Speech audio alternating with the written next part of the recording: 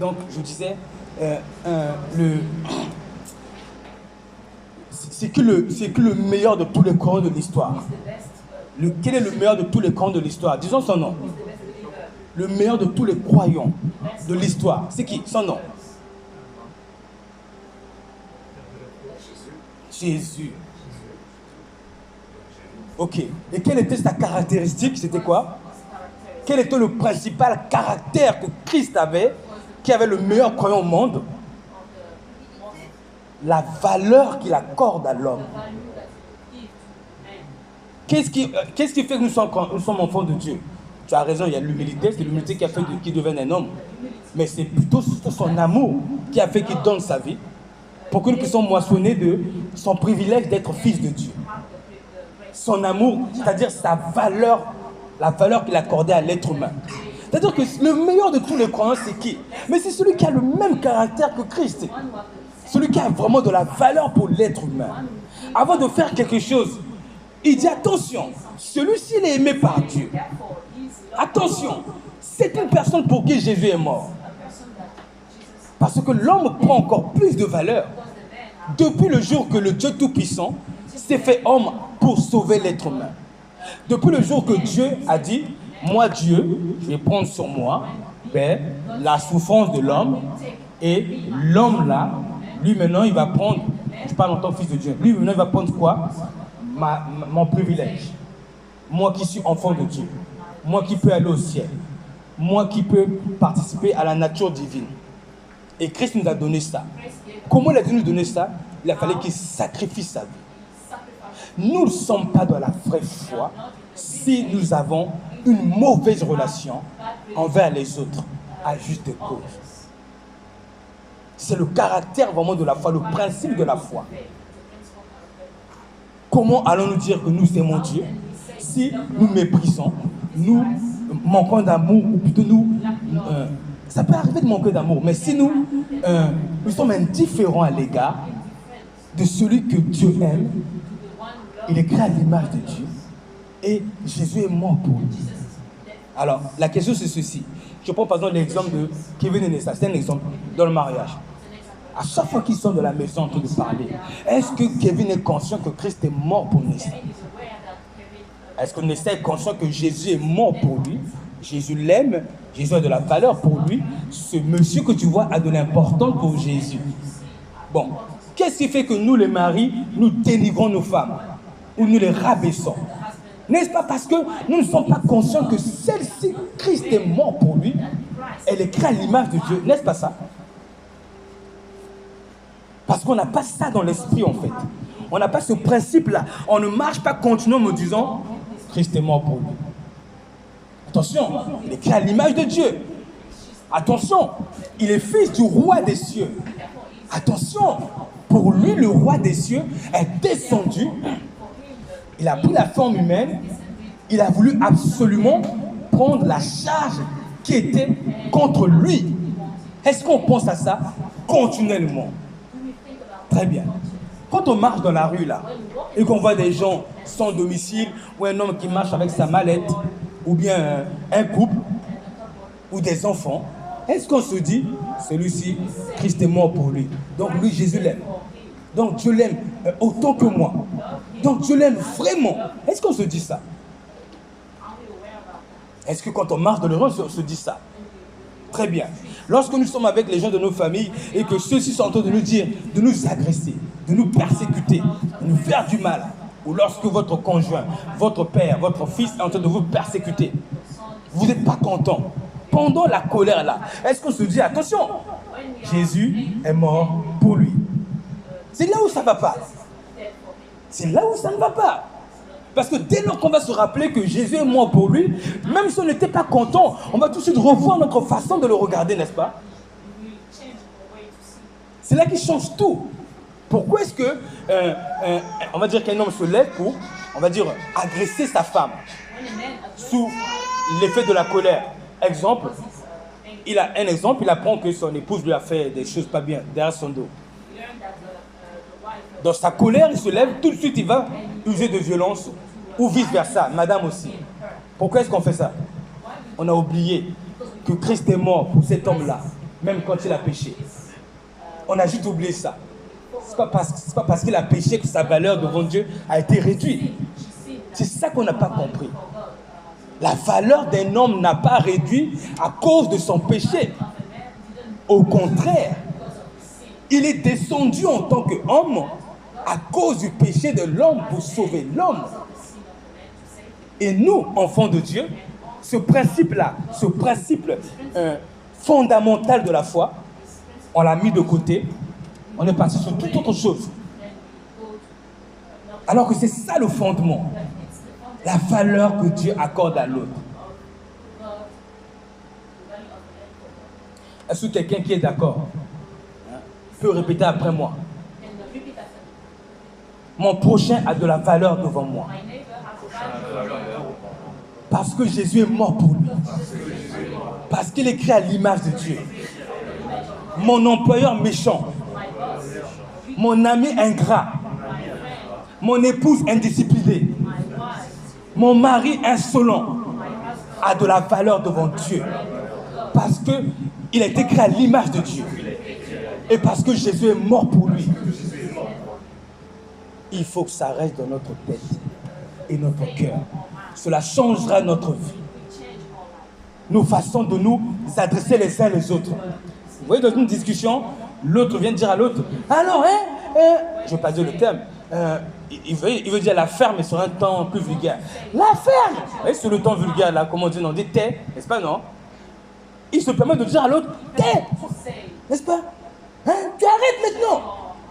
C'est comme ça qu'on parle à le fils d'un roi, à une princesse. C'est comme ça qu'on parle à quelqu'un que Jésus a déversé son sang, a dit, Père, je parle en tant que fils, hein, Père, il est vrai que Brian et Cassandra ont péché et qu'ils méritent le jugement. Et ta colère doit justement tomber sur eux. Tu es irréprochable si tu les juges. Mais Père, ils ont de la valeur. Laisse-moi prendre sur moi ta colère et que eux ils vivent. Je ne sais pas si on réalise comment Dieu voit l'être humain. Mais est-ce qu'on voit l'être humain comme ça? Pas seulement là le dimanche, tu n'as pas le culte. Hein. Est-ce que tous les jours on voit l'être humain comme ça? Voilà pourquoi la plupart de nos relations les uns les autres sont défectueuses parce que nous n'avons pas la valeur de l'homme. Le texte dit quoi dans Matthieu 25, verset 44? Toutes les fois, il dit, j'ai eu faim, vous ne m'avez pas secouru, j'ai eu soif, vous ne m'avez pas... Quelqu'un peut donner le verset exact? Le verset exact, c'est combien? 42. Matthieu 25, 42, affiche-le Samuel. Là où il dit, toutes les fois que vous avez fait ces choses à un de mes frères, c'est à moi que vous l'avez fait. On se permet d'écraser les autres. On se permet de les crier dessus. Rappelez-vous, hein, allons en Arabie Saoudite, allez parler mal au fils du roi d'Arabie Saoudite. Allons-y.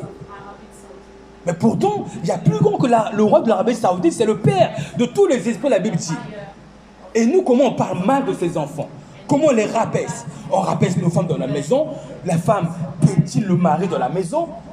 Le papa est dur avec les enfants. Attention, cher papa, tu l'as engendré de la chair, mais il est l'esprit qui appartient à Dieu. Parle-lui avec respect quand même, papa. Alors en Arabie Saoudite, le texte dit quoi? En vérité, toutes les fois que vous avez fait ces choses à l'un des plus petits d'entre mes frères, c'est à moi que vous l'avez fait. Très bien. Avant de croire en Jésus, Paul, c'était un assassin. Il tuait les chrétiens. Depuis que Paul croit en Jésus, il est devenu chrétien, n'est-ce pas? On l'appelle frère de Jésus. Non, rappelez-vous le verset qu'on a vu. En lui, Dieu nous a tous élus pour que nous... en lui, Dieu nous a élus avant la fondation du monde pour que nous soyons saints. Nous étions tous dans l'élection de Dieu. Et la Bible dit qu'élu avant la fondation du monde, n'est-ce pas, non? Fondation du monde. Donc avant la fondation du monde, Paul était élu dedans, n'est-ce pas? Paul, avant de croire en Jésus, c'était un tueur. Il se convertit, devient frère de Jésus. Mais avant de se convertir, Il était dans l'espérance de devenir frère de Jésus. Paul était potentiellement frère de Jésus avant de se convertir. Et nous, qu'est-ce qu'on a fait? Quand les Pauls qui ne sont pas convertis font du mal, on les juge, on les critique, on les injurie. Vous voyez, notre mauvaise relation avec Dieu. C'est pour ça que Dieu dit, si quelqu'un aime son frère, comment peut-il aimer Dieu qui ne voit pas s'il n'aime pas son frère? Son frère, c'est tous ceux qui sont élus en Christ avant la fondation du monde. Tout être humain. Si je veux savoir quel est actuellement l'état de ma relation avec Jésus, même si ça ne révèle pas tout, parce que dans la Bible, il n'y a pas que l'amour pour le prochain, n'est-ce pas, non? Il y a aussi l'obéissance au commandement, etc., etc. Mais déjà, si j'observe que ma relation avec mon frère, ma soeur, si je juge que moi, je ne fais pas ce qu'il faut pour améliorer ma relation avec mon frère, je ne m'investis pas assez pour perfectionner la relation avec mon frère, je sais que c'est l'image de ma relation avec Dieu. Parce qu'en réalité, c'est quoi? Quelle est la personne que nous aimons? Notre manière d'aimer Jésus se définit sur notre façon d'aimer la personne qu'on aime le moins sur la terre. J'ai bien dit le moins sur la terre. Ce n'est pas celui qu'on aime le plus. Celui qu'on aime le plus, il représente Jésus. Celui qu'on aime le moins, il représente aussi Jésus. Dans ma façon de traiter la personne que dans mon cœur j'aime le moins, est ma révélation de ma relation avec Jésus. Et chacun de nous a toujours dans sa vie quelqu'un qui l'aime le moins. Il y a toujours, n'est-ce pas, non, celui qui vous a fait le plus du mal. Celui qui sans cesse répète les agressions. Vérifions. Est-ce que de notre côté, on a une bonne relation avec lui?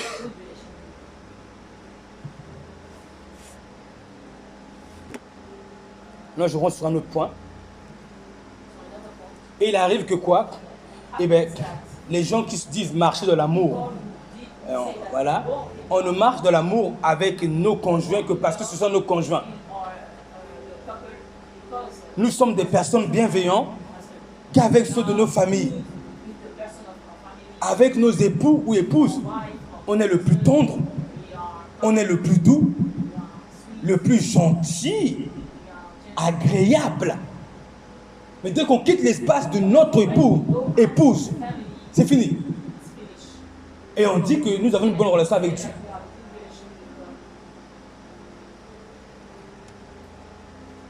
À mon époux, à mon épouse, je suis un mari disposé, une femme serviable. Je ne vais pas oublier de servir mon mari. Je ne vais pas oublier de ranger ses chaussures. Je vais le privilégier. C'est bien. Et le prochain. Lui, il est moins important parce qu'il n'est pas mon mari, ma femme, mes enfants.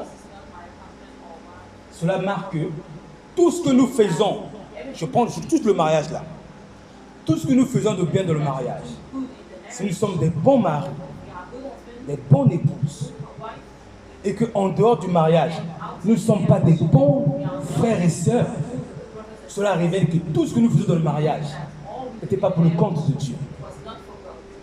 Ce que nous faisons pour le compte de Dieu se voit réellement envers les personnes qui ont le moins d'intérêt pour nous. Le moins d'intérêt. C'est ça la vérité de notre relation avec Dieu. Donc attention, ce n'est pas parce que vous êtes un bon mari avec votre femme, ou une bonne femme avec votre mari, ou bien un bon fils avec le père, votre père, que vous avez une bonne relation avec Dieu. Ce n'est pas vrai. Il faut aller voir avec votre relation avec les personnes qui sont autour de vous, à qui vous avez moins d'intérêt, qui ne sont pas, on va dire, de votre famille. C'est là qu'il faut vraiment analyser. Mais si déjà avec nos époux, ou nos conjoints, nos familles, nos amis d'enfance, on a une mauvaise relation, qu'est-ce que cela va être avec les personnes qui sont un peu plus loin de nous? Est-ce que ça passe? Par la grâce de Dieu. Pas de questions pour l'instant? Une remarque?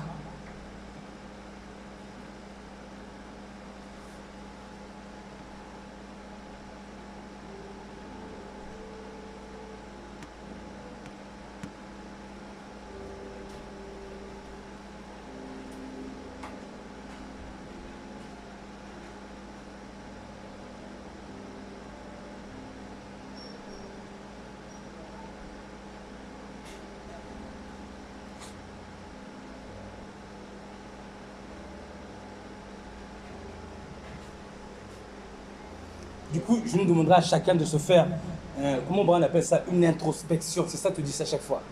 Alors, chacun de nous s'analyse et il se regarde. Pour ceux qui sont mariés, pour ceux qui sont comme proches les personnes de leur famille, ou bien ceux qui sont des gens de leur famille, mais ils ont des gens autour de eux. Que chacun de nous s'observe, se dise, est-ce que l'autre peut rendre un bon témoignage de moi, que je suis celui qui m'investit parfaitement pour avoir une bonne relation avec l'autre. Je n'ai pas dit de dire un exemple. Je n'ai pas dit que Cassandra dise, ouais, alors regarde si toi tu es un bon mari. Je n'ai pas dit ça. J'ai dit que Cassandra elle-même se regarde, est-ce qu'elle est une bonne épouse? Est-ce que nous sommes des bons frères? Est-ce que nous prenons soin les uns les autres? C'est ça que j'essaie de toucher. C'est ça l'introspection que je dis chaque fois. Selon dans notre analyse de notre propre foi. Le texte dit, examinez-vous vous-même pour voir si vous êtes dans la foi. C'est quoi la foi? Mais c'est les œuvres de justice qui est l'amour pour notre frère. Et je n'ai pas dit que ça ne veut pas dire qu'on va toujours parfaitement marcher dans l'amour. On peut tomber, glisser, revenir. Mais du moins, sachant que notre mauvaise relation avec l'autre n'est que la révélation. Notre mauvaise relation avec Dieu. Parce que Dieu n'a pas besoin de mon soutien, c'est l'autre. Dieu n'a pas besoin d'encouragement, c'est l'autre, n'est-ce pas? Dieu n'a pas besoin d'être repris, éduqué. Dieu n'a pas besoin d'être fortifié, c'est l'autre. C'est l'autre, n'est-ce pas?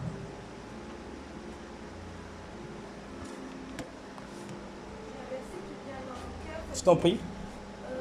Sans moi, vous ne pouvez rien faire. Amen. Jean 15, verset 5. Jean 15, verset 5 à 6. Tu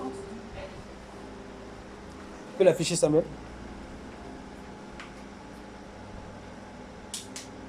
John 15, verse 5.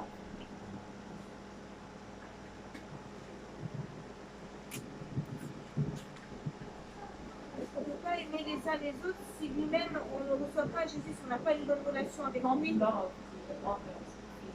Et si on ne demeure pas en lui, comme lui demeure en nous,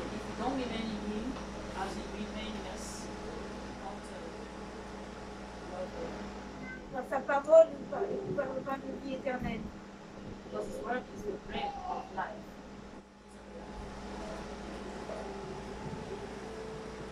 Très bien.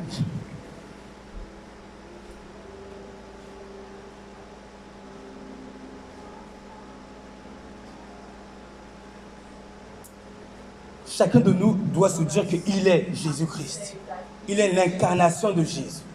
C'est à lui d'aimer. Est-ce que nous sommes attentifs aux besoins des autres? Est-ce que nous sommes sensibles à leurs besoins? Est-ce qu'on est concentré pour observer les choses qui peuvent nuire à l'autre, qui peuvent persécuter l'autre, même s'il ne le dit pas? Est-ce qu'on a ce principe-là? Attention, je prends l'exemple de Brian et Cassandra. C'est-à-dire que ça marche dans le mariage, c'est une chose. Mais j'essaie de nous amener à ce que ce soit vraiment une habitude. Vous imaginez que Cassandra n'est attentionnée qu'envers son mari? C'est quand son mari, quelque chose ne va pas, qu'elle le voit, qu'elle va tout de suite le voir, qu'est-ce qui ne va pas? Quand son mari est en détresse, il n'a pas besoin de parler, qu'elle l'a vu, qu'elle va agir. Mais dès qu'elle sort de la maison, parmi les frères de la foi. C'est fini. C'est ça l'amour. Non. Ça veut dire que tout ce qu'elle faisait à la maison n'était que sur une base de sentiments, d'émotions. C'est les sentiments, c'est pas l'amour. Quand on aime vraiment, c'est pas seulement avec son conjoint ou sa famille, mais c'est envers tout le monde. Parce que toutes ont la même valeur devant Dieu.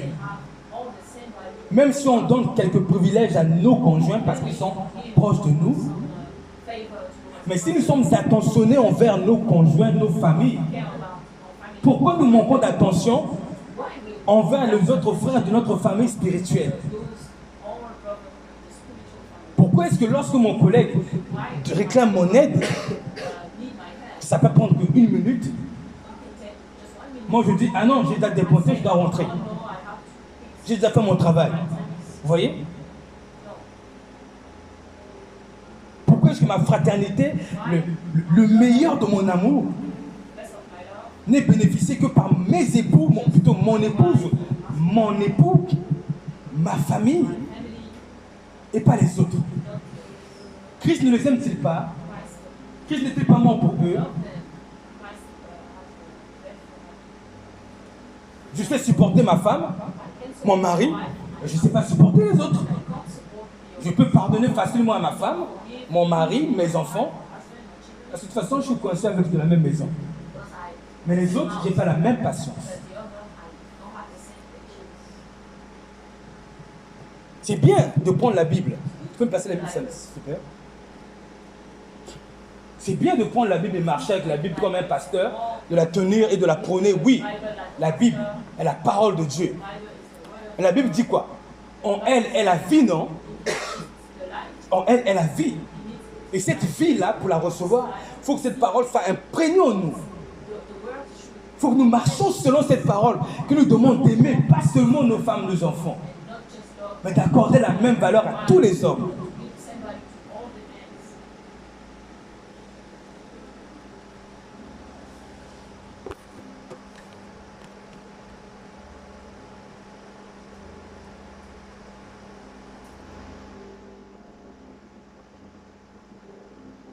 Même quand la personne en face est en train de me faire souffrir, ce n'est pas une raison pour ne pas lui donner ce dont je lui dois. Affiche Romains 13, verset 8, Samuel. Ce n'est pas une raison de lui donner ce dont je lui dois. Je dis bien ce dont je lui dois. C'est la dette que j'ai envers lui. Qu'est-ce qu'il dit? Ne devez rien à personne. Change de version, pas une autre version. Ne devez rien à personne si ce n'est de vous aimer les uns les autres. Une autre version. Ne restez redevables de rien à personne, sinon de vous aimer. Nous avons une dette les uns envers les autres. En anglais, maintenant, ça met. Nous avons une dette. Même quand l'autre me persécute, je lui dois de l'amour. Je lui dois de la considération. Je lui dois de l'attention. Je lui dois du respect. Je lui dois du respect. S'il vous plaît, s'il nous plaît, je m'inclus dedans. La foi n'est pas un jeu. Ce n'est pas un jeu. Affiche 1 Jean chapitre 4 à partir du verset 7 et 8. Ce n'est pas un jeu. Verset 8 affiche. Mais verset 8 en surlignage. Verset 8. L'amour est de Dieu. Quiconque aime connaît Dieu. Elle naît de Dieu et connaît Dieu. Mais celui qui n'aime pas, il n'a pas connu Dieu. Et ce n'est pas l'amour que j'ai envers mon époux et mon épouse là. Mais c'est la valeur que j'accorde à l'autre. C'est l'intérêt que j'accorde à l'autre.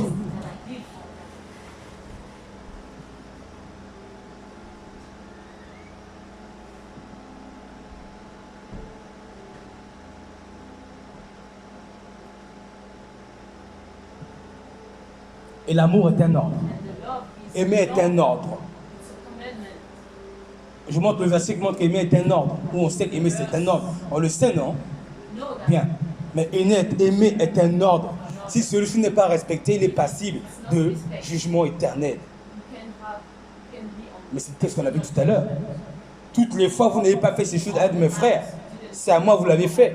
Et ceux-ci iront où? Au châtiment éternel. Même quand je n'ai pas envie d'aimer, je dois aimer. Mais le Samuel, c'est le dernier verset de Matthieu 25.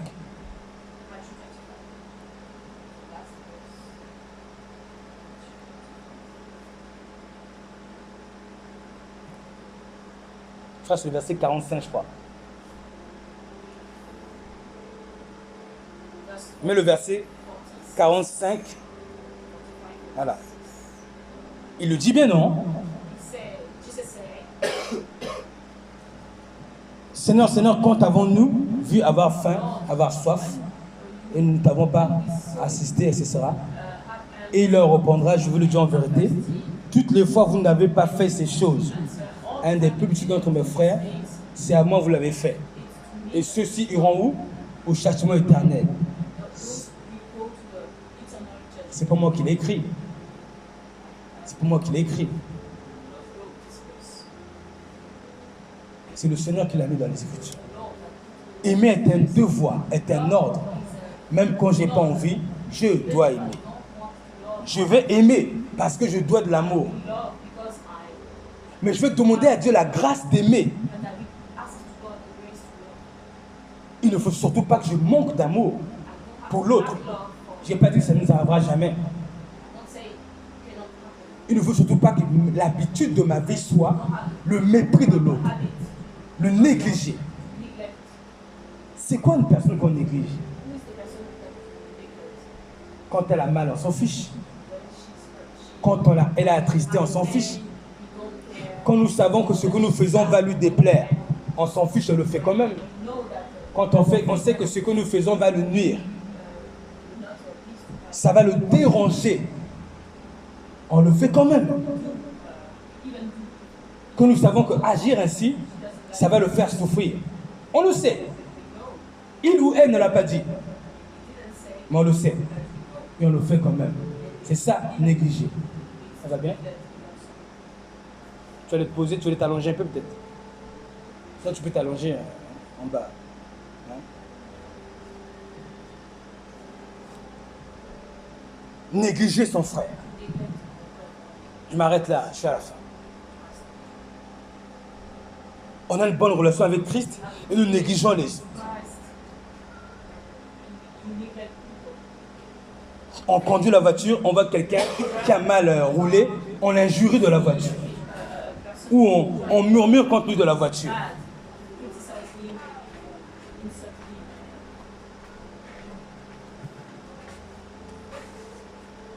C'est la relation avec Dieu qui ramène au ciel. C'est une relation, c'est l'investissement que nous faisons pour nourrir notre relation avec Dieu qui nous ramène au ciel. Et cela passe par la valeur que nous accordons à l'être humain. La valeur que nous accordons à l'être humain.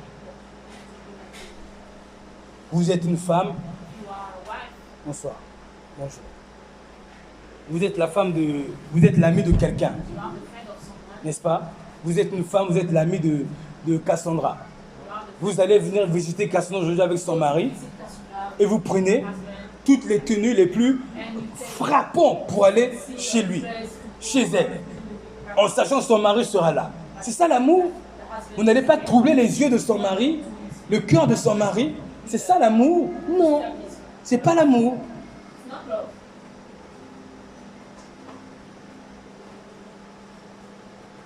On continue encore. Ok. Vous êtes avec Cassandra et Brian. Vous voulez passer vous voulez aller à la mer. La meilleure amie de Cassandra, son ami, dit bon, on va à la mer. Avec Brian, Cassandra et d'autres amis. Voilà, par exemple. Et dès que vous arrivez à la mer, elle arrive, elle se met en bikini. Allez, le mari de Cassandra est juste à côté. Elle est en bikini, en petite tenue, là, en train d'aller marcher pour aller dans la plage du Jésus dans l'eau. Le mari de Cassandra va être comment? C'est ça l'amour. Il faut qu'on parle, peu parlons vrai.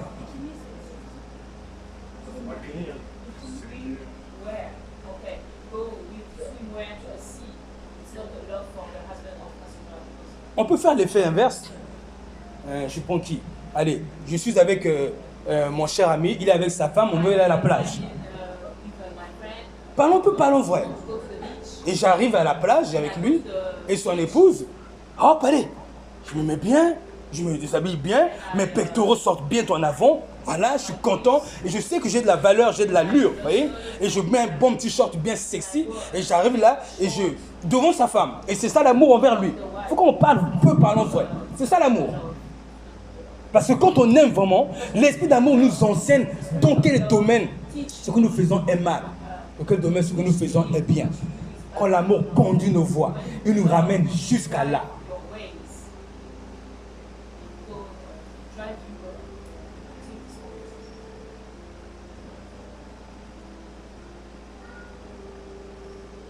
L'amour là. Vous êtes à la maison avec votre maman, votre papa ou votre femme qui a beaucoup de choses à faire de la maison, on ne se propose pas de l'aider. C'est ça l'amour. C'est ça la bonne relation qu'on a avec Dieu. Dieu a besoin d'aide. Dieu c'est Cassandra. Cassandra est en train de faire le ménage partout. Matin, midi, soir, a besoin d'aide. Et Brian est avec sa Bible. Bible, Bible, Bible, Bible, Bible. Mais Cassandra est surchargée. Et Brian voit que Dieu a besoin d'aide.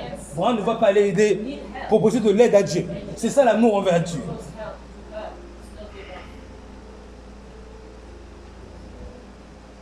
Nous parlons mal à notre prochain, à nos conjoints. C'est ça l'amour avec Dieu. C'est ça notre relation avec Dieu. On lui dit des mots durs, des mots secs, impolis, irrespectueux. C'est ça aimer Dieu. C'est vraiment ça aimer Dieu. Le Dieu qui a mis la Bible en place. C'est ça l'aimer. Ne nous trompons pas de foi. La vraie foi, elle doit être suivie des œuvres. Le texte dit dans 1 Jean 3,17, n'aimez pas en parole et avec la langue, mais en action et avec vérité. En action et avec vérité. Affiche, c'est 1 Jean 3, 16 ou 17. 18. En action. Vous voyez? En action. Où sont les actions? Oui, ils actionnent. Où est-ce qu'ils sont? Il n'y a que des mots. Oh chérie, je t'aime. Oh mon fils, je t'aime. Oh mon mari, je t'aime. Il n'y a que des mots. Où sont les actes? C'est les actes qu'on veut. Dieu veut les actes. Dieu veut les actes. On ment à nos époux, on les ramène au restaurant, on les blague. Oh, tu sais, mon chéri, je t'aime. Oui, je me marie avec toi. Je veux faire de toi une femme heureuse. Une fois dans le quotidien, des insultes, des injures, des murmures. C'est ça l'amour.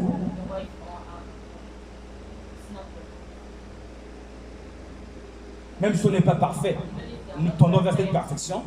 On doit constamment lutter contre notre mal pour ne pas nous laisser aller à ce débordement de méchanceté. En nous rappelant qu'attention, Jésus est mort pour lui.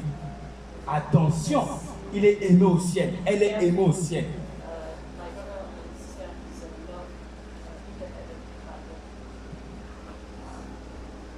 Je prends un exemple banal. Banal.